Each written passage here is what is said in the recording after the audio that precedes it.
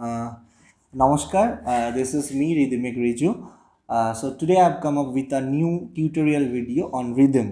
So rhythm কেন বলছি না, ইটস বেসিক্যালি আমি কিছু আজকে কনসেপ্ট ক্লিয়ার করব যেটা হয়তো অনেকেই জানে না বা ক্লিয়ার নেই বা অনেকেই জানে। সো এই রিদমের কনসেপ্টটা বেসিক্যালি এটা শুধু তবলা, আমি তবলা নিয়ে বসেছি বলে তবলার ওপর না, যারা কাহন শিখছে, যারা ড্রামস শিখছে বা বেসিক্যালি ওভারঅল রিদমের ওপরে। তো কনসেপ্টটা কি না, রিদম সাইকেলটা কি বেসিক্যালি? রিদম সাইকেলটা হচ্ছে একটা টাইমের ফ্রিকোয়েন্সি কি না, আমি যদি এরকম বিট দিচ্ছি, যেমন সাপোজ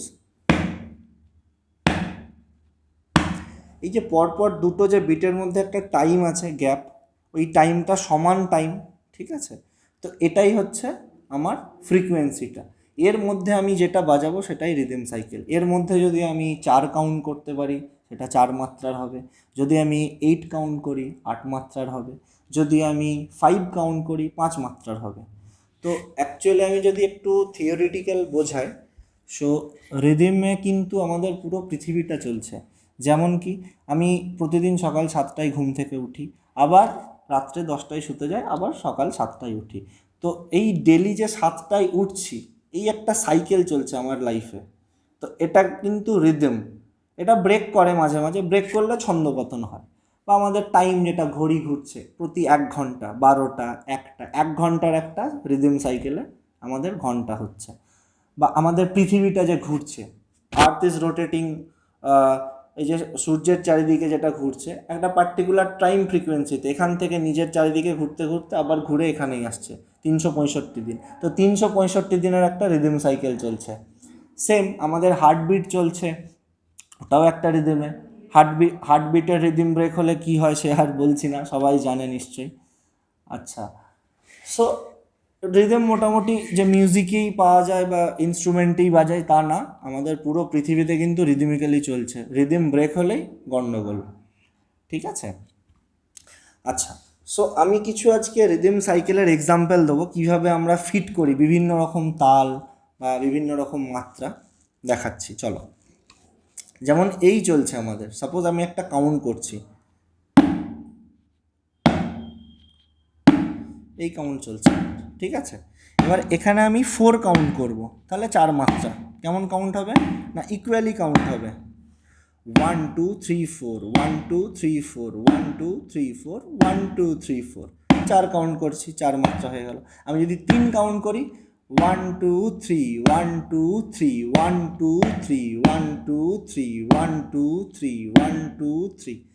আবার এই 1 2 3টাকে আমি যদি ডাবল করে দিই, তখন 6 মাত্রা হয়ে যাবে, 3-এর ডাবল 6। যেমন 1 2 3 4 5 6, 1 2 3 4 5 6, 1 2 3 4 5 6, 1 2 3 4 5 6, 6 মাত্রা চলছে, যেটাকে বলা হয় দাদরা। আমরা যে দাদরার তালটা বাজাই 6 মাত্রা।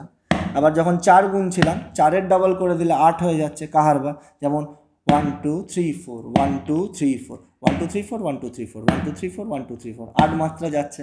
1 2 3 4, 1 2 3 4, 1 2 3 4, 1 2 3 4। আমার বিট এই চলছে কিন্তু কনস্ট্যান্ট, বিট আমি বাড়াচ্ছি না। আবার যদি 5 কাউন্ট করি, ঝম্পক বা অর্ধ ঝাপতাল 5 কাউন্ট করলে, যেমন 1 2 1 2 3, 1 2 1 2 3, 1 2 1 2 3, 1 2 1 2 3, 1 2 3 4 5, 1 2 3 4 5, 1 2 3 4 5, 1 2 3 4 5, 5-এর কাউন্ট চলছে। আমার ডবল করলে 10 মাত্রা ঝাপতাল হয় এটা। আবার এই চলছে, আমি 7 কাউন্ট করব, 7-এ কি আছে কমেন্ট করে জানো, যারা তবলা জানে বা শিখেছে তারা বলতে পারবে নিশ্চয়ই। 7 মাত্রাতে যেমন তেওড়া বা রূপক, এই চলছে আমার 1 2 3 1 2 3 4, 1 2 3 1 2 3 4, 1 2 3 1 2 3 4, 1 2 3 1 2 3 4, 1 2 3 4 5 6 7, 1 2 3 1 2 3 4, 1 2 3 1 2 3 4, এই চলছে 7 মাত্রা। এবার আমি যদি 12 বাজাই, 12তে কি আছে একতাল। তো 12 মানে কি 6-এরই ডাবল। আমি দাদরা অলরেডি দেখালাম, বাজিয়ে দেখালাম, মানে 6 কাউন্ট করে দেখালাম। ওটা কি আর একটু স্পিড বেড়ে যাবে, এই চলছে 1 2 3 4 5 6, 1 2 3 4 5 6, 1 2 3 1 2 3, 1 2 3 1 2 3, 1 2 3 1 2 3, 1 2 3 1 2 3।